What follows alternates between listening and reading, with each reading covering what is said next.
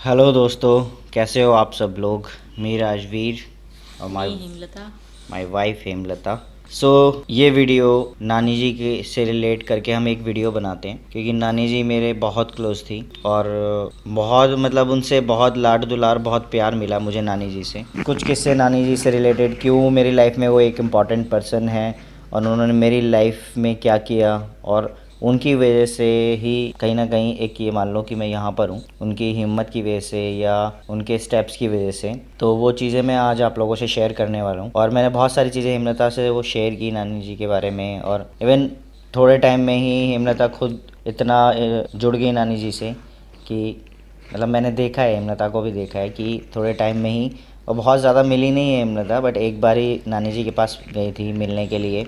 जितना मैंने नानी जी के बारे में बताया है हेमलता को, और मैंने नानी जी के लिए बहुत मतलब जो क्लिप जितनी भी मैंने व्लॉग्स में कवर की, वो मैंने कुछ क्लिप्स में आज आप लोगों से शेयर करने वाला हूँ। लास्ट टाइम मैं नानी जी के साथ कैसा रहा, मतलब आप लोग भी, कई लोगों ने तो व्लॉग्स में देखा ही है नानी जी को, लेकिन पर्टिकुलर मैंने बहुत सारे अलग अलग व्लॉग्स डाउनलोड किए जिसमें नानी जी थी और उससे कवर किया था। तो उनको मैंने डाउनलोड करके और वो वीडियोस कलेक्ट की हैं, और वो मैं आप लोगों को इस वीडियो में शेयर करने वाला हूँ। तो उससे पहले कि मैं आप लोगों को बता देता हूँ कि क्यों नानी जी मेरे लिए इम्पॉर्टेंट पर्सन रही, मेरी लाइफ का चेंज करने में उनका क्या हाथ रहा। सबसे पहले तो जब एक मेरा स्ट्रगल टाइम चल रहा था, स्कूल टाइम पे स्ट्रगल पीरियड चल रहा था, तो उस टाइम नानी जी ने जब मेरे, एक्चुअली ये बात मेरे घर वालों से रिलेटेड भी है, तो मैं ओपनली आज इस चीज़ को बोल रहा हूँ। मुझे किसी से कोई डर नहीं है, बिंदासली कोई भी देखे। एक्चुअली मेरी जो दादी वाला की जो चाहत थी, मतलब मेरे घर से, यानी कि वो लाड दुलार वो प्यार जो मुझे वहाँ से मिलना चाहिए था, वो नानी जी से मिला। क्लास 11th की बात है, तो मैं स्कूल में मेरा एडमिशन था, बट किसी वजह से मम्मी नानी जी के यहाँ पर ही थी, कोई ऐसा रीज़न था। उसके बाद फिर मेरे से दो और छोटी सिस्टर्स हैं, तो हम लोगों को क्या किया कि ज़बरदस्ती नानी जी के यहाँ पर छोड़ दिया गया, पढ़ाई आगे कंटिन्यू नहीं करने के लिए 11th क्लास में। तो उसमें हमारे चाचा ताऊ वगैरह सब शामिल थे, और उसके बाद जब मैं हम वहाँ पर पहुँचे, वो लोग हमें बस नानी जी के घर के बाहर ही सीधा ड्रॉप करके चले गए, अंदर तक भी नहीं छोड़ने आए और बता के भी नहीं गए कि हम आए हैं। तो बस हम तीनों को वहाँ पर ड्रॉप किया और चले गए। देन उसके बाद फिर नानी जी ने डिसाइड किया, उस टाइम मेरे 11th क्लास मेरी मतलब लास्ट एग्ज़ाम का ही टाइम था। तो एग्ज़ाम के बाद जस्ट फिर जब उन्होंने सोचा कि हाँ बच्चों की पढ़ाई का लॉस है, मम्मी ने भी सोचा, तो फिर कैसे जाएं कैसे करें, क्योंकि उन्होंने वो उस चीज़ के अगेंस्ट से कि आगे पढ़ाई नहीं करानी है, शादी करनी है ज़बरदस्ती, ये सब चीज़ें उन्होंने ठान ली थी। और नानी जी के यहाँ पर छोड़कर आ गए थे कि एग्ज़ाम ना दे पाएँ, एक तरह से बीच में गैप हो जाए। देन उसके बाद फिर ये आगे फिर इनको मजबूरन शादी करनी ही पड़ेगी। उसके बाद 11th क्लास में जब ये था, तो नानी जी ने बाहर किराए के कमरे पे रह के हिम्मत की, खुद गई मुझे लेकर, और किराए के कमरे पे वहाँ पर रहकर, और उस टाइम होली का भी टाइम था, तो उन्होंने वो होली का त्यौहार हम मेरी वजह से एक किराए के घर पे मनाया मेरे साथ, क्योंकि उस टाइम बीच में एग्ज़ाम के बीच में ही होली पड़ी थी। तो मुझे अच्छे से याद है आज भी वो दिन, नानी जी कैसे अकेली रही थी मुझे लेकर सिर्फ वो एग्ज़ाम दिलाने के लिए। सीरियसली वो सब चीज़ें मुझे आज भी याद आती है ना, तो इमोशन मतलब इतना मतलब ऐसे मुझे खुद से वो चीज़ फ़ील होती है कि नानी जी ने कितना किया। मतलब मेरी भी कोशिश ये थी कि जितना मैं मैक्सिमम कर पाऊँ नानी जी के लिए, और अगर उस टाइम 11th क्लास में वो मेरा एग्ज़ाम नहीं दिलाती, तो शायद उसके बाद मैं भी कभी हिम्मत नहीं कर पाता, क्योंकि उस टाइम मैं इतना खुद इतना डरा सहमा हुआ था कि मुझे नहीं पता था मेरी लाइफ में मुझे क्या करना चाहिए और क्या नहीं, क्योंकि मेरे बड़े ही मुझे धकेल रहे थे आगे, मतलब चाचा ताऊ वगैरह हैं और मेरी दादी, मतलब ये सभी आगे धकेल रहे थे एक बुरी लाइफ की तरफ। तो फिर मैं कहाँ से कुछ चीज़ें इमेजिन कर पाता, एक बच्चे तो खुद इमेजिन नहीं कर सकता ना अपनी लाइफ को, उस टाइम इतनी समझ ही नहीं थी। नानी जी ने खुद गई, और उसके बाद जब उनको पता भी चला, तो भी नानी जी तैयार खड़ी थी लड़ने के लिए कि हाँ मैं एग्ज़ाम दिलाने आई हूँ, तुम लोगों को क्या करना है बताओ। तो वो उसके अगेंस्ट खड़ी भी थी तैयार लड़ने के लिए। बहुत सा सपोर्ट किया नानी जी ने हर सिचुएशन में, कभी मतलब स्कूल भी ड्रॉप करना, फिर लेके भी साथ में आना, हर सिचुएशन में नानी जी ने बहुत साथ दिया। मतलब इवन उनको मैंने एक स्ट्रगल टाइम में इतना हार्ड वर्क भी करते हुए देखा है, तो मैं हमेशा एक मतलब इंस्पायर होता था उनसे कि एक स्ट्रगल टाइम में भी उन्होंने मतलब काम करना नहीं छोड़ा, कभी किसी से शिकायत नहीं की, कभी उनके पास कुछ नहीं है तो कभी शिकायत नहीं की किसी भी पर्सन से कि अगर नहीं है उनको हार्ड वर्क, चाहे उनको कुछ भी काम करना पड़े लाइफ में। मैंने उनसे बहुत कुछ सीखा, बट यही इमोशंस उनसे जुड़े हुए थे। और इवन मेरे ट्रांजिशन का भी जब उनको पता चला तो नानी जी ने बहुत ईजिली एक्सेप्ट किया, एक सिंगल क्वेश्चन तक मुझसे नहीं किया कि तुमने ये क्यों करवाया, कैसे कराया। और उन्होंने बहुत प्यार से मुझे राजवीर बुलाया, बहुत मुझे सच में मुझे बहुत अच्छा लगा। और क्योंकि वो एक गांव से बिलोंग करती हैं और उन्होंने वहाँ पर तो लोग इस चीज़ को अंडरस्टैंड भी नहीं करते, उन्होंने ईज़िली मुझे एक्सेप्ट किया और अंडरस्टैंड किया कि ये सब चीज़ें भी पॉसिबल है। सच में मतलब उनसे जुड़ी एक एक बात मतलब मैं कभी भुला नहीं सकता। जो भी पल हम बचपन में ही इतना खुश होते थे, नानी जी के यहाँ जाएंगे, एक छुट्टियों में एक वो होता है ना क्रेज़ रहता है, और सच में वो क्रेज़ हमें था ही, क्योंकि बचपन में एक जाने का क्रेज़ और नानी जी के घर का जो इन्जॉयमेंट वो तो कभी भूला ही नहीं जा सकता। आपको भी रहा होगा। तो हिमलता नानी के यहाँ रहते थे ना, हाँ, ये तो इसलिए हम अपने मेरी ये नानी के यहीं रहते थे, मतलब नानी जी भी इनकी गुड़गांव में ही रहती हैं और ये भी गुड़गांव में ही रहते हैं। तो आपने वैसे नानी जी के बारे में कुछ दो चार बातें। उनसे मिलके सच में अच्छा लगा, एक अपनापन।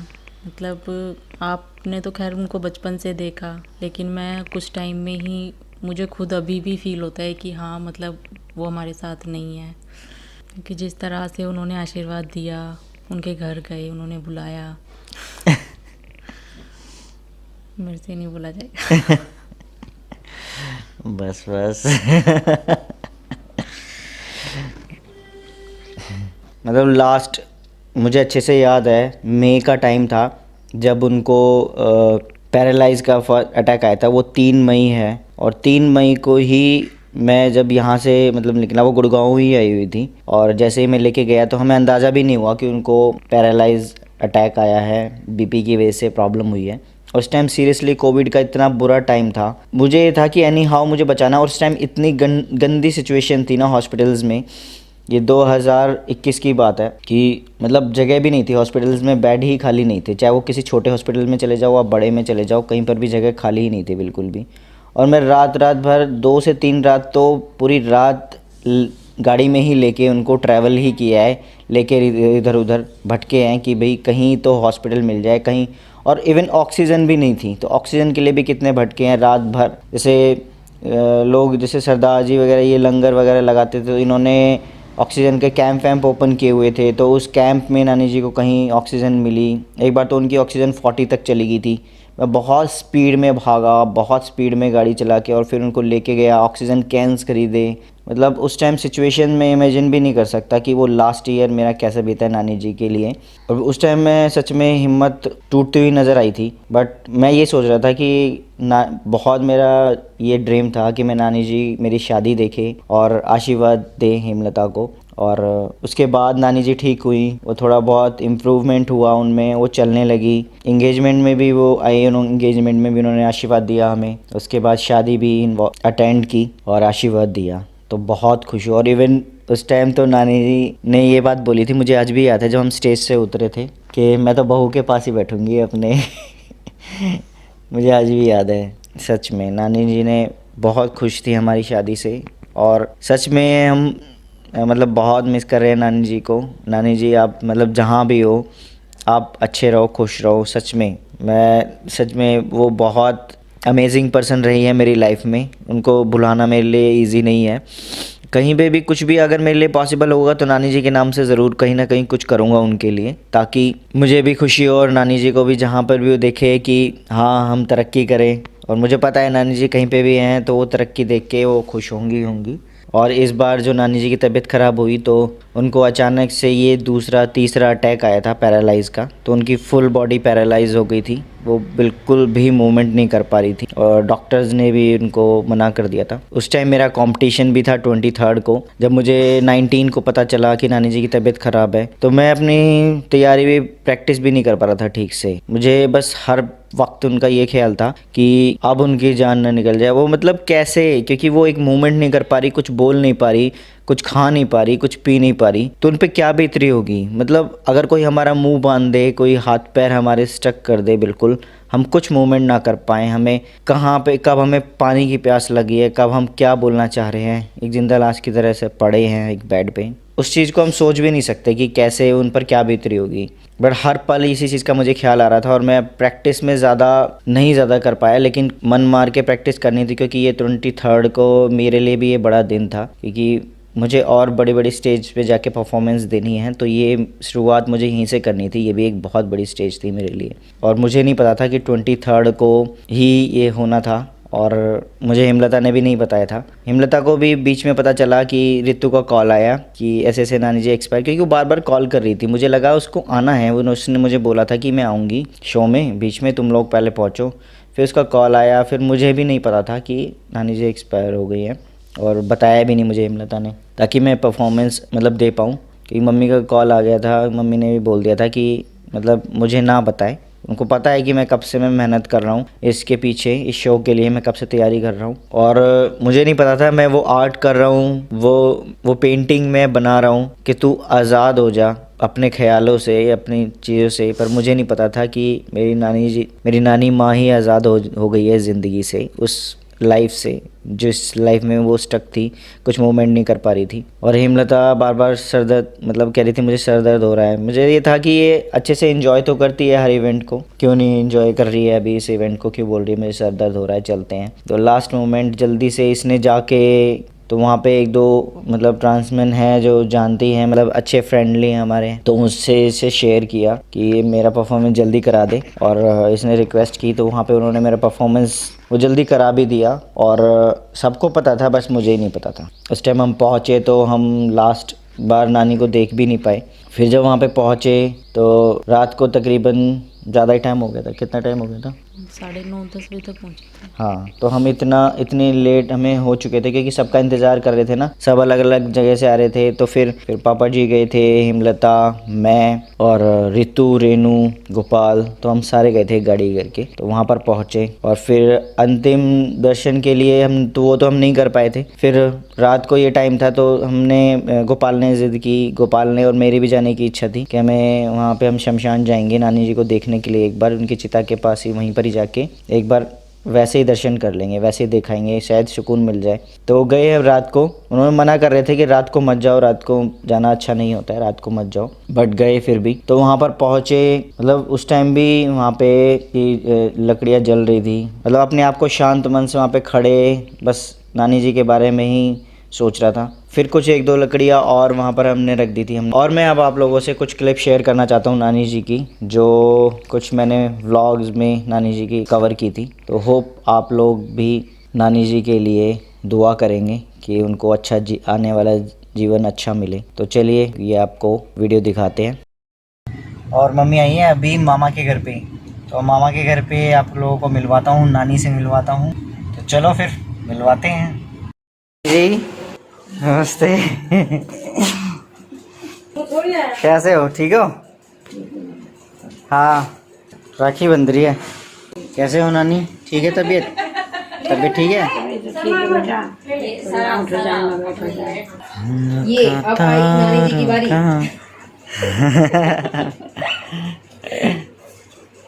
ये अब नानी जी की टीका किया जा रहा है। अरे वो सिर पे वो डाल दे और दे। अरे नानी जी को क्या जरूरत है, इतनी वीडियो तो है। ये नानी जी के सर के ऊपर रखा पल्लू। पल्लू लटके। मम्मी वैसे नानी जी को क्यों बांधते हो आप? बांधते ही हो ऐसे ही? मतलब पहली बार देखता हूँ ना, जैसे माँ बेटी। क्योंकि नानी जी ने बचपन में मम्मी की बहुत पिटाई करी थी। मेरे मौसी बांधती है राखी। मौसी बांधती है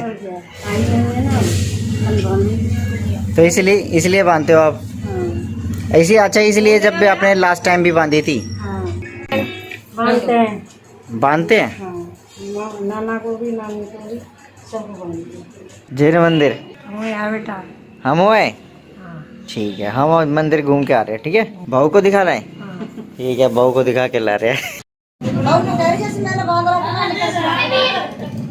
यहाँ क्या हो रहा है नानी जी?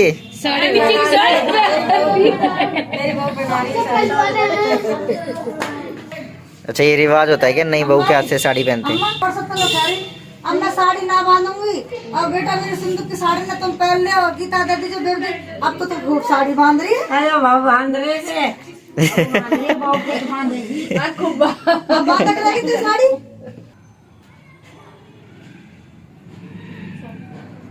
जय बात। अम्मा तो शादी कर रही है।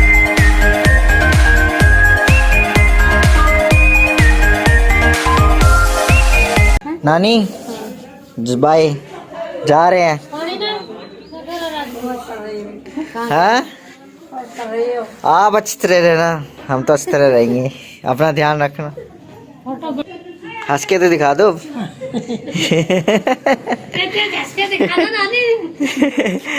चलो ठीक है, जा रहे हैं ना। चलो नानी जी नमस्ते।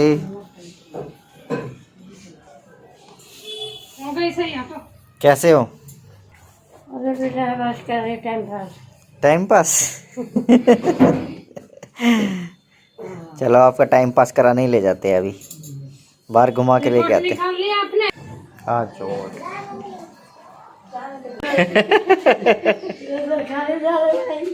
कहाँ ले जा रहे हैं? डॉक्टर के पास। फिरोजपुर थोड़ी यहाँ लेके जा रहे हैं। आओ मैं इधर से मैं पकड़ता हूँ। लाओ बस ठीक से रख जाओ आगे। नानी जी के नाखून कितने बड़े हो रहे हैं, कितने बड़े हो रहे हैं, दिखाओ जरा। मम्मी ने काटा रे जंगली कट गया से हमारे मम्मी ना काट बेचारे। ओहो बहुत बड़े हो रहे हैं नाखून। हाँ और बड़ा कान से खड़ी ना काटे इन्हें। ना काटे? चलो मैं शिकायत करूंगा मम्मी से। आप अरे भाई आराम से, बस मत झुकाओ। तो जी पहुंच गए नानी वापस। फिरोजपुर आ गया। फिरोजपुर के नाम पे कितनी खुश हो जाती है नानी। ले जाएंगे फिरोजपुर भी ले जाएंगे नानी को। हाँ बहुत दिन हो गए। ले जाएंगे चलो।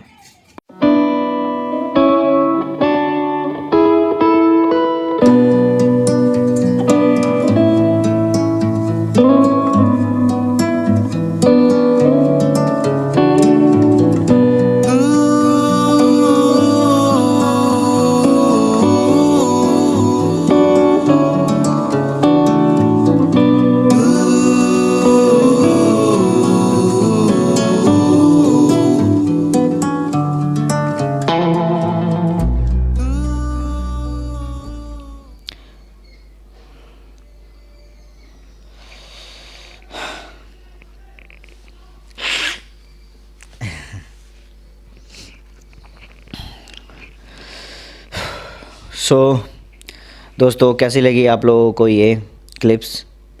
तो आपने देखा होगा नानी जी कैसे इस सिचुएशन में भी हंसते मुस्कुराते रह रही थी और खुद बुरे कंडीशन में, लेकिन फिर भी हम लोगों को बोल रही है कि तुम अपना ख्याल रखना, अच्छे से रहना। मतलब हंसते मुस्कुराते ऐसी सिचुएशन में भी फ़ाइट करना, तो इसे कहते हैं दिल से सैल्यूट। कि आप किसी भी सिचुएशन में हो, लोगों को मोटिवेट करते रहो। मैं बहुत इंस्पायर हुआ नानी जी से।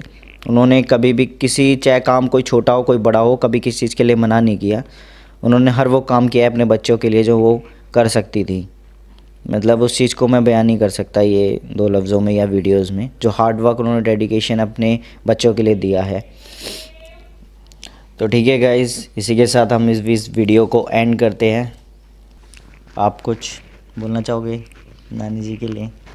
बस इतना ही कहना चाहूँगी, जहाँ भी रहें, जैसे भी रहें, अच्छे से रहें। पता नहीं मतलब जब से मैंने मतलब ये चीज़ सुनी है ना उनके बारे में, तो मन में एक अजीब सा वो हो गया है कि कैसे कोई मतलब हमें छोड़ के चला जाता है।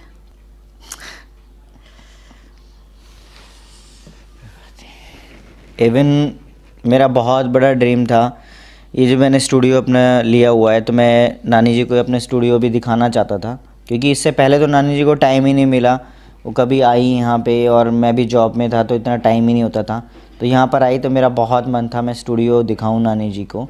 नानी जी यहाँ पर आती तो बहुत खुश होती, तो कभी मैं उनको स्टूडियो भी नहीं दिखा पाया। इस चीज़ की मुझे एक दुख बहुत है कि मैं नानी जी को ये दिखा नहीं पाया, कि काश कि मैं उनको एक बार मैं लेकर आता यहाँ पे। भगवान उनकी आत्मा को शांति दे। भगवान उनकी आत्मा को शांति दे और वो ज़रूर स्वर्ग में जाएगी, और मुझे पता है अच्छे से, क्योंकि उन्होंने बहुत अच्छे कर्म किए। नाना जी के जाने के बाद उन्होंने बहुत अच्छे से अपने परिवार को संभाला। थैंक यू नानी जी, we love you, thank you. और इवन नानी जी सिस्टरी को भी बहुत प्यार करती थी। मतलब मैंने देखा था कि एक दो बार कभी मैं अकेले भी पहुंचा हूँ ना, तो नानी जी सिस्टरी को बहुत मिस किया। कभी मैं उनसे मिलने गया हूँ उनको ख़राब तबीयत में भी, तो उन्होंने पूछा कि सिस्टरी कहाँ है, वो नहीं आई, क्योंकि नानी जी बहुत हंसती थी सिस्टरी की बातों पे। सच में एक दो बार मुझसे मतलब ऐसे पूछा, और मैं मतलब हम गए थे जब भी पूछ रही थी, जब हम गए थे नानी जी के पास तब भी पूछ रही थी।